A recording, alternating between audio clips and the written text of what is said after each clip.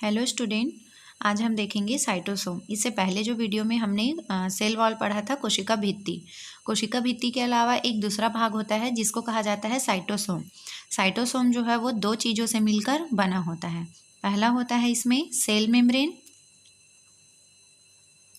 जिसको एक और नाम से भी जाना जाता है, वो है प्लाज्मा मेम्ब्रेन।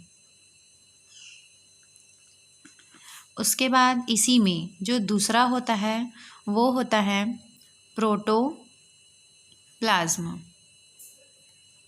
ठीक है, ये क्या होता है, कोशिका के अंदर में जो एक द्रव्य भरा होता है, एक तरल पदार्थ भरा होता है, जिसको क्या कहा जाता है, जीव द्रव्य या प्रोटोप्लाज्म कहते हैं। सेल मेम्ब्रेन, इसको हिंदी में कहा जाता है कोशिका कला, या इसी का एक और नाम है प्लाज्मा मेम्ब्रेन।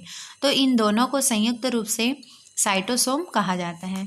यहाँ पर हम सबसे पहला जो देखने वाले हैं वो है कोशिका कला। कोशिका कला या इसी को कहा जाता है प्लाज्मा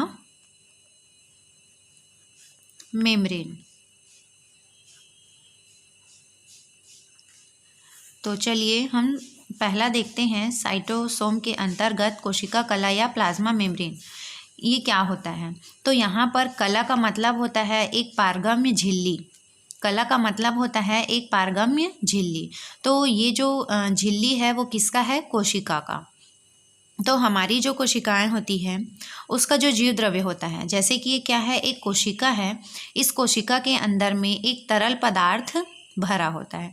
इस तरल पदार्थ को एक निश्चित आकार देने के लिए या इसका नियंत्रण रखने के लिए, बाहर से किसी चीज़ को अंदर आने और अंदर से किसी चीज़ को बाहर जाने के लिए एक नियंत्रक कारक होती है। ठीक है, और वो नियंत्रक कारक कौन होती है?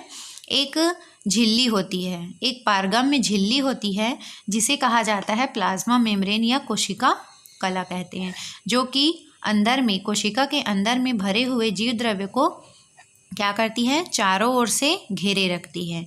ये जो झिल्ली होती है वो बहुत ही पतली एवं लचीली होती है, फ्लेक्सिबिलिटी होती है इसमें। इस तरीके से इसकी परिभाषा है कोशिका कला या प्लाज्मा मेम्ब्रेन की। कोशिका के जीव द्रव्य के बाहर पाई जाने वाली एक पतली, लचीली, अर्धपारगम्य। अर्धपारगम्य का मतलब होता है कि उनमें से जो भी कोशिका के अंदर आने वाले अणु हैं वो क्या हो जाते हैं? प्रवेश कर जाते हैं, है ना। तो ये झिल्ली क्या होती है? अर्धपारगम्य, सेमी परमिएबल होती है। केवल आवश्यक अणुओं को ही ये अंदर आने देती है। तो ये अर्धपारगम्य क्या होती है? झिल्ली होती है। इसे प्लाज्मा मेम्ब्रेन या बायो मेम्ब्रेन कहा जाता है। कोशिका के अंदर में जितने भी कोशिकांग उपस्थित होते हैं, जैसे कि ये कोशिका है, यहाँ पर जीव द्रव्य भरा हुआ है। इसके अंदर में माइटोकॉन्ड्रिया होता है, एंडोप्लाज्मिक रेटिकुलम होते हैं, राइबोसोम होता है, लाइसोसोम होते हैं। तो ये जितने भी कोशिका के अंदर पाए जाने वाले अन्य कोशिकांग हैं, इनके भी चारों तरफ एक झिल्ली पाई जाती है। ठीक है, जिसको कहा जाता है सेल मेम्ब्रेन। तो ये कोशिकांग के चारों ओर पाए जाने वाली झिल्ली और ये पूरी कोशिका के चारों ओर एक झिल्ली पाई जाती है। इन दोनों ही झिल्लियों को आपस में सेल मेम्ब्रेन या प्लाज्मा मेम्ब्रेन या बायो मेम्ब्रेन के नाम से जाना जाता है। क्लियर है? चलिए आगे हम इसका देखते हैं केमिकल कंपोजिशन, कि ये जो मेम्ब्रेन होती है वो कौन कौन से रासायनिक संगठनों से ये संगठित होते हैं, या इनमें कौन कौन से रसायन पाए जाते हैं। तो यहाँ पर हम लिख लेंगे केमिकल कंपोजिशन।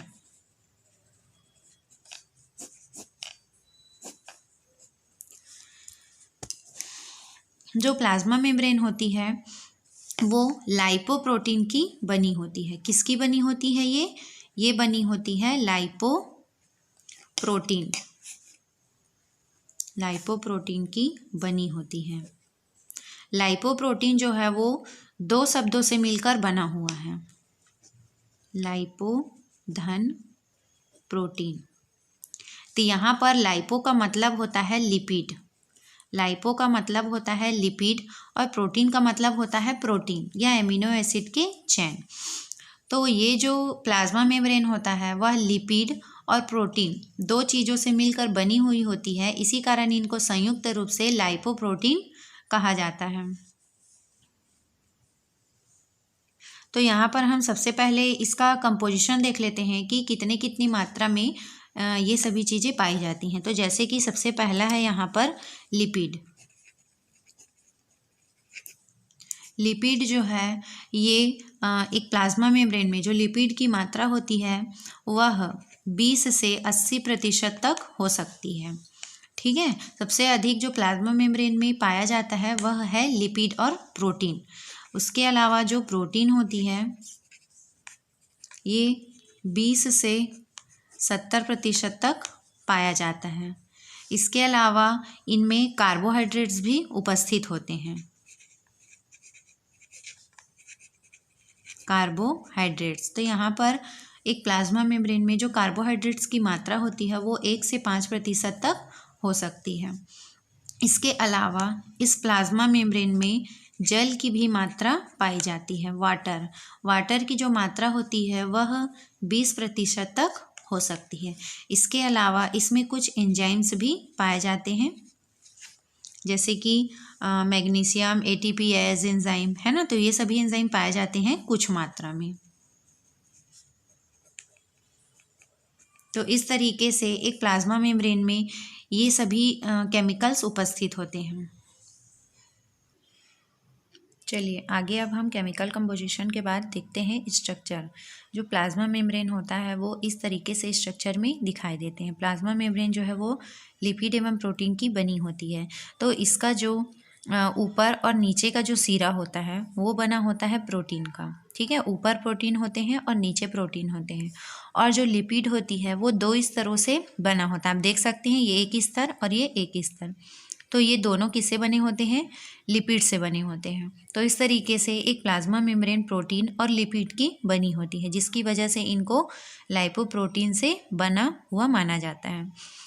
इसमें जो प्रोटीन होता है वो 2 प्रकार के होते हैं। एक होता है स्ट्रक्चरल प्रोटीन या संरचनात्मक प्रोटीन, जो क्या करता है बैकबोन का निर्माण करता है। जो आप ये स्ट्रक्चर देख रहे हैं ये बना होता है, ये है बैकबोन। ठीक है, जो बना होता है ग्लाइकोप्रोटीन या इसी को कहा जाता है स्ट्रक्चरल प्रोटीन। इसके अलावा इसमें एक और प्रोटीन होता है जिसको कैरियर प्रोटीन के नाम से जाना जाता है। और ये जो लिपिड होती है ये द्विस्तरीय होती है एवं ये जो है वो ध्रुवीय प्रकृति के होते हैं। ध्रुवीय प्रकृति की होने की वजह से क्या होता है कि इनमें ये जो आपको गोला दिखाई दे रहा है ये लिपिड का क्या है, ये सिर भाग होता है। और ये जो आपको दिख रहा है ये टैल होता है। तो इसका जो सिर वाला भाग रहता है वो जल स्नेही होता है। ठीक है, और जो टैल वाला पार्ट होता है वो जल विरोधी होता है। मतलब ये जल को एब्जॉर्ब कर सकता है और ये जल को एब्जॉर्ब नहीं करता, यानी कि ये जल विरोधी होता है। और इस तरीके से ये जो होते हैं वो 2 स्तरों से मिलकर बने होते हैं।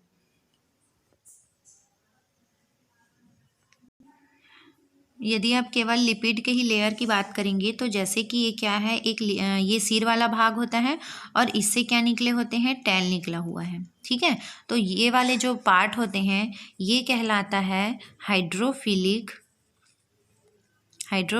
एंड कहलाता है ना। मतलब ये क्या होता है, जल स्नेही का काम करता है। इसका जो सिरा होता है वो जल स्नेही होता है और जो ये वाला पार्ट रहता है ये क्या है, हाइड्रोफोबिक है ये। ठीक है, ये हाइड्रोफिलिक होता है और ये हाइड्रोफोबिक होता है, मतलब ये जल का विरोधी होता है। ठीक है, और ये क्या है, इसका टैल है। तो इसका सिर वाला भाग और जो टैल है ये दोनों किसके थ्रू जुड़े हुए होते हैं, ये जुड़े होते हैं ग्लिसरॉल के थ्रू। किसके थ्रू जुड़े होते हैं, ये ग्लिसरॉल के थ्रू। ग्लिसरॉल का इनके बीच में क्या बना होता है, एक ब्रिज होता है। ये जो है एक ब्रिज का काम करता है जो कि इनके सिर और टैल को आपस में जोड़ने में मदद करता है। इसके अलावा जो केमिकल कंपोजिशन में हमने कार्बोहाइड्रेट्स पढ़ा था, है ना, तो प्लाज्मा मेम्ब्रेन में जो कार्बोहाइड्रेट्स पाया जाता है वो कुछ सेल के प्लाज्मा मेम्ब्रेन में पाया जाता है। जैसे कि लीवर है ना, लीवर, और एक क्या है, आरबीसी की जो कोशिकाएं होती हैं, लाल रक्त कणिका, और जो यकृत की कोशिकाएं होती हैं, इनके प्लाज्मा मेम्ब्रेन में क्या पाया जाता है, कार्बोहाइड्रेट्स उपस्थित होते हैं। ठीक है, कार्बोहाइड्रेट्स उपस्थित होते हैं। किस रूप में होते हैं, ये होते हैं हेक्सोएमिन जो लीवर और आरबीसी होते हैं उसकी प्लाज्मा मेम्ब्रेन में हेक्सोएमीन व फ्रक्टोज उपस्थित होते हैं। तो ये क्या है, एक कार्बोहाइड्रेट्स ही होते हैं। इस प्रकार से प्लाज्मा मेम्ब्रेन में कार्बोहाइड्रेट्स की भी मात्रा उपस्थित होती है। इसके अलावा एंजाइम्स भी पाए जाते हैं। तो इस तरीके से ये है प्लाज्मा मेम्ब्रेन का स्ट्रक्चर। प्लाज्मा मेम्ब्रेन जो है वो प्रोटीन और लिपिड्स की बनी होती है। इसका ऊपरी और निचला सिरा प्रोटीन्स का होता है और जो बीच का सिरा होता है वो लिपिड या वसा का बना हुआ होता है। चलिए आगे हम प्लाज्मा मेम्ब्रेन का फंक्शन देखते हैं कि प्लाज्मा मेम्ब्रेन जो है वो क्या क्या कार्य करते हैं। तो कोशिका के लिए जो प्लाज्मा मेम्ब्रेन होता है वो बहुत ही महत्वपूर्ण होता है और इसके बहुत सारे जैविक महत्व भी होते हैं।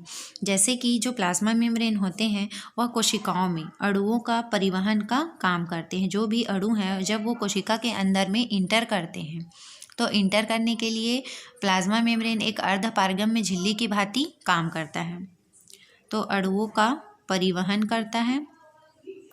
इसके अलावा जो दूसरा कार्य है वह है कि यह कोशिकाओं को क्या करता है, कोशिका को यांत्रिक सहारा प्रदान करते हैं। क्योंकि ये जो प्लाज्मा मेम्ब्रेन होते हैं वो क्या होते हैं, लचीले फ्लेक्सिबल होते हैं। इसलिए जब कोशिकाओं को कभी भी कोई भी बाहर से बाहरी आघात या कोई धक्का पहुंचता है तो लचीली होने की वजह से ये कोशिकाओं की क्या करती है, रक्षा करती है।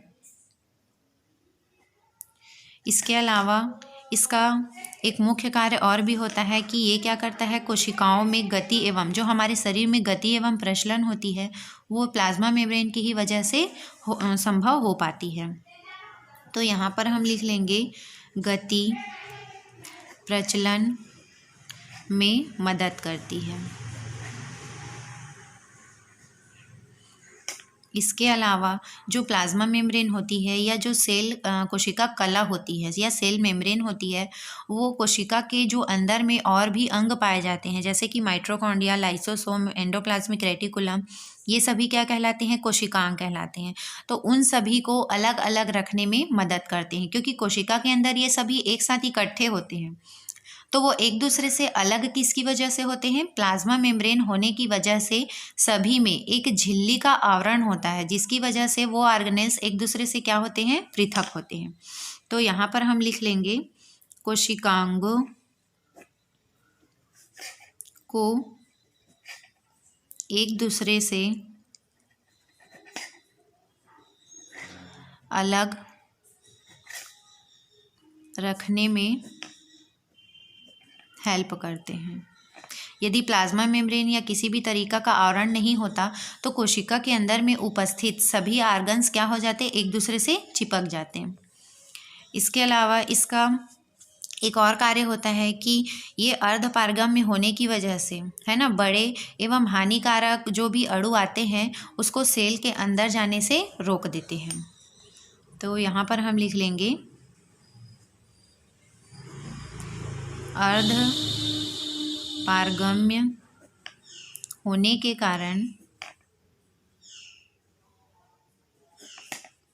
हानिकारक अणुओं को सेल या कोशिका के अंदर आने से रोकते हैं। ठीक है, तो ये सभी कार्य किसका होता है, प्लाज्मा मेम्ब्रेन का ही होता है। इसके अलावा इनका एक और कार्य होता है कि जो भी ऑर्गन्स कोशिका के अंदर में उपस्थित होते हैं उनके द्वारा जो भी अपशिष्ट पदार्थ निकलता है, कोशिका के अपशिष्ट पदार्थ, कोशिका के अपशिष्ट पदार्थों का उत्सर्जन करना। ठीक है, तो कोशिका के अंदर जो भी अपशिष्ट पदार्थ बनते हैं उनको बाहर निकालने का काम कौन करता है, प्लाज्मा मेम्ब्रेन ही करता है। तो इस तरीके से इसके कुछ फंक्शन है जो प्लाज्मा मेम्ब्रेन के द्वारा पूर्ण किया जाता है। इस तरीके से यहाँ पर प्लाज्मा मेम्ब्रेन कंप्लीट होता है। आगे हम बात करेंगे प्लाज्मा मेम्ब्रेन में जो अभिगमन होता है, किसी भी पदार्थ का अंदर आना या उस पदार्थ का बाहर जाना, तो ये सभी क्रियाएं किस तरीके से होती हैं उसको हम अगले वीडियो में देखेंगे।